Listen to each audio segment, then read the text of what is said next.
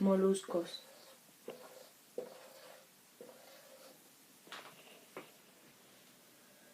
Vamos a hablar del grupo gasterópodo.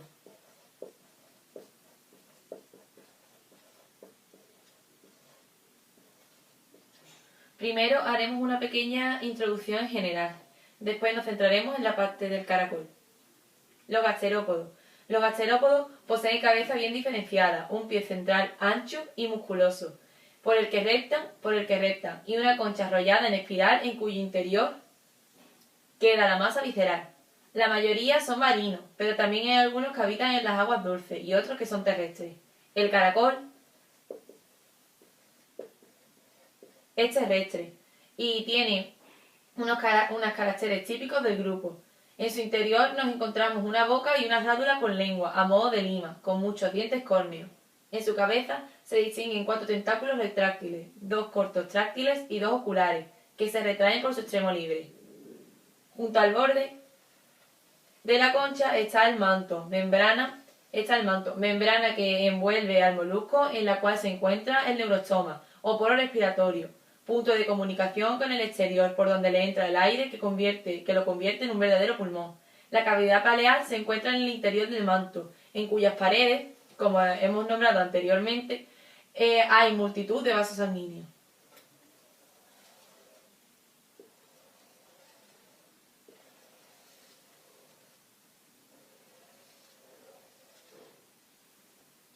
Partes del caracol. La anatomía de un caracol es muy diferente a la de muchos otros animales en el mundo. Algunas personas opinan que son bellos y fascinantes, otras que son feos. Cuando se descomponen las partes del cuerpo de un caracol nos damos cuenta de que, definitivamente, tienen una anatomía interesante.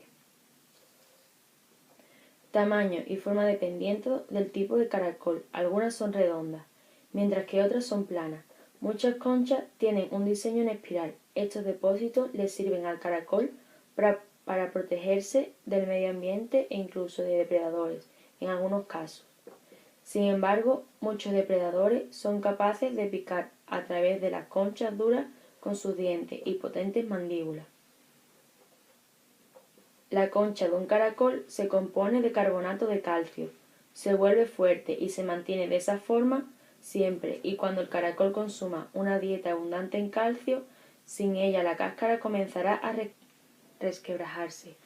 El resto del cuerpo es suave y viscoso, lo que justifica el duro caparazón, a fin de sobrevivir a los elementos en el mundo que le rodea. Estas conchas son un refugio seguro para el caracol, y cuando detecta algún peligro a su alrededor, meten todo el cuerpo en la concha.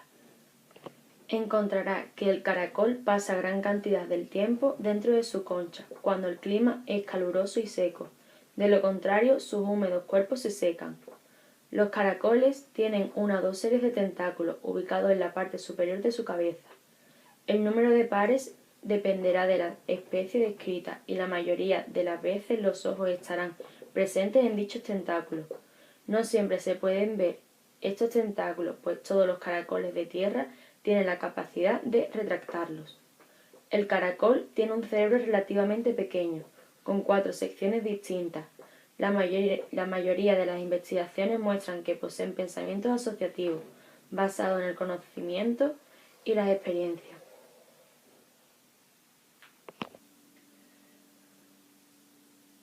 Ahora vamos a hablar del grupo bivalvos.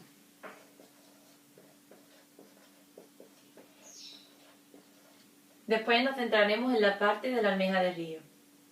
Los bivalvos son acéfalos, o sea que su cabeza queda diferenciada por varias partes, dando lugar a que poseen branquias en forma de lámina. De aquí el nombre de lamelabranquios, con que también se le designa.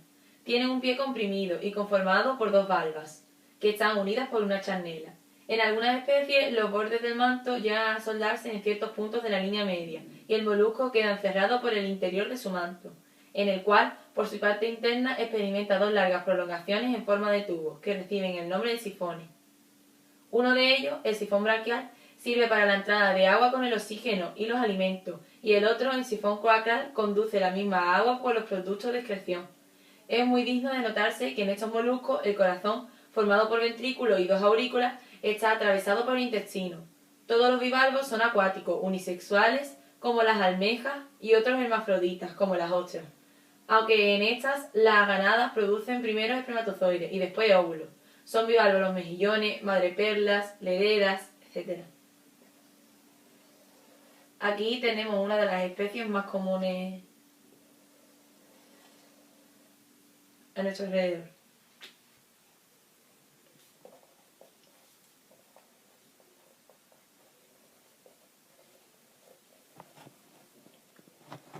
Almeja de río. La almeja de río o de estanque es un gran bivalvo de agua dulce del grupo de las náyades o unionoides, que vive en los fondos fangosos de aguas tranquilas de Europa y Siberia, donde se alimenta de plancton, detritus, diatomeas bentónicas, cianobacterias, algas verdes y varios microorganismos. Puede llegar a medir 26 centímetros de largo y a vivir hasta 20 años. Las náyades viven enterradas parcialmente en sustratos blandos en casi todas las aguas dulces del mundo y se caracterizan por un ciclo vital complejo. Los espermatozoides entran con la corriente inhalante en la cavidad paleal, donde fecundan los óvulos, y los cigotos se desarrollan dentro de las branquias hasta que llegan al estadio de la larva loquidio, parecida a un pequeño bivalvo con un músculo aductor grande y único, y espinas o ganchos en el extremo libre de las valvas. Los gloquidios, una vez expulsados, para continuar vivos, tienen que agarrarse al cuerpo de un vertebrado acuático, normalmente un pez óseo, el epitelio del cual engloba el pequeño parásito mientras éste empieza una metamorfosis. Cuando el bivalvo ya empieza a asemejarse al adulto, pero todavía tiene el pie ciliado, rompe el quiste y cae al fondo, donde debe encontrar un sustrato duro para adherirse mediante un viso hasta que completa la segunda metamorfosis. Entonces, con la glándula del viso atrofiada, repta hasta encontrar un lugar adecuado para la vida propia de los adultos. La larva loquidio parásita permite Anadonta cygnea es hermafrodita y en cada puesta puede producir entre 200.000 y 600.000 gloquidios. Como todas las especies de la subfamilia Anodontinos, no tiene dientes en la charnela. Su nombre genérico, que significa sin dientes, hace referencia a este hecho. Para finalizar los moluscos, vamos a hablar del último grupo, el cefalópodo. Después nos centraremos en las partes del pulpo. Cefalópodo. Tiene la cabeza rodeada de tentáculos provistos de ventosa, que le sirve como órganos fijadores y presores. La concha, que sirve de protección y esqueleto, está situada casi siempre en el interior de los individuos y a la masa visceral, a cuyo lado se hallan las branquias que se encuentran en la cavidad paleal, espacio libre en el interior del cuerpo. En el centro de la corona de tentáculos se abre la boca, cuyas robustas mandíbulas son dos piezas córneas en forma de pico de loro. En los cefalópodos advertiremos que en el intestino y cerca del ano desemboca la llamada bolsa de tinta, que no es otra cosa que un receptáculo donde se acumula la sustancia negra segregada por una glándula y que constituye un curioso modo de defensa, pues lanzándola el animal enturbia el agua y puede escapar del enemigo. La cavidad paleal comunica con el exterior por medio de un tubo denominado embudo, que sirve para la salida del agua. Para expulsar esta se contrae el manto y se aplica contra el cuerpo. Algunos adaptan su coloración al medio que les rodea, propiedad llamada mimetismo. Son cefalópodos, entre otros, la jibia o sepia, el calamar o chipirón, el nautilo, con concha externa arrollada en espiral, que carecen de metamorfosis.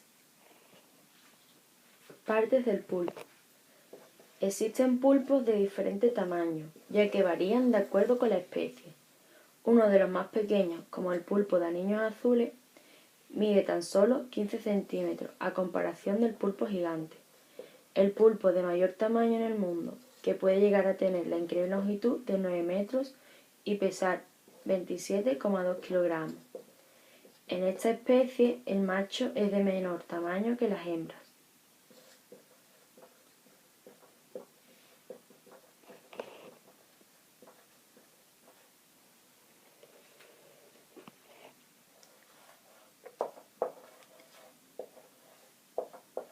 Anfibios.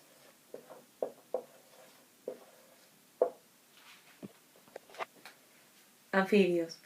Los anfibios vertebrados, capaces de vivir tanto en el agua como en la tierra, son los últimos supervivientes de los primeros vertebrados terrestres. Tienen sangre fría y su temperatura depende de la del medio. Hay 3 órdenes y unas 3000 especies de anfibios. Ápodos, criaturas simples parecidas a gusanos, urodelos, salamandras y similares, y anuros, sapos y ranas. Casi todos ponen los huevos en el agua. De ellos salen unas larvas llamadas renacuajos.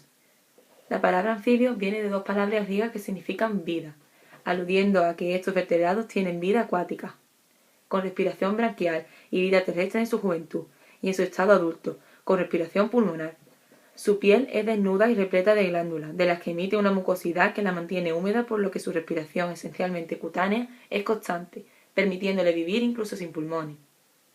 La circulación es doble, pues va la sangre 2 veces al corazón, como en el hombre, siguiendo este curso pulmones, corazón, organismo y vuelta a los pulmones, aunque la sangre venosa y la arteria llega a mezclarse un poco con el ventrículo, de sangre fría, como los peces, salen de ventrículos de 2 arcos de arteria, formando la aorta dorsal. El cuerpo tiene 4 terrestres. Salamandra.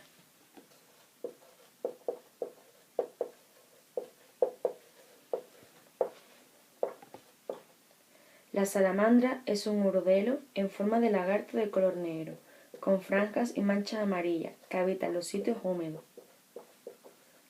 En su cabeza se distingue unos pequeños abultamientos con un orificio por el que se destila un veneno, que puede ser mortal para aquellos animales que osan tocarlos. El tritón es otro urodelo, abundante en los nacimientos de los torrentes y con 2 branquias a modo de penachos durante su primera época, una a cada lado de la cabeza. Carece de ella al llegar al estado adulto y se alimentan de insectos, larvas y gusanos.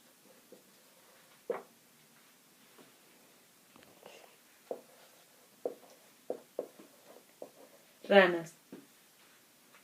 Los sapos y las ranas pertenecen al grupo de los anuros. Son anfibios. La gran mayoría de los animalitos que encontramos en este grupo transcurren una transformación durante su desarrollo. En su etapa juvenil son acuáticos. La forma de su cuerpo es semejante a la vez de un pez y también respiran por medio de branquias. Durante la transformación o metamorfosis de la aleta se desarrollan patas, la cola desaparece y la respiración se vuelve pulmonar, sufriendo aún más cambios internos no tan fáciles de apreciar a simple vista. Encontramos a las ranas y a los sapos en prácticamente todo el mundo. Solo se ausentan en las regiones árticas y los desiertos más áridos. Algunas especies viven la mayor parte de su vida adulta en el agua, mientras que otras son estrictamente terrestres. A todos los miembros de este grupo se les llama rana, pero es prácticamente común usar este nombre en aquellos que tienen la piel húmeda y lisa. Las ranas tienen un cuerpo delgado, son bien ágiles y excelentes saltadoras. Los sapos tienen la piel seca y de aspecto áspero. También son de cuerpo ancho y no dan la apariencia de ser tan ágiles, aunque muchos de ellos sí pueden dar sus saltos. Se estiman unas 3.800 especies de ranas y sapos viviendo en el mundo hoy en día. De estas, las más pequeñas apenas logran los 10 milímetros de longitud, mientras que la más grande sobrepasa los 30 centímetros, llegando a pesar más de 3 kilogramos.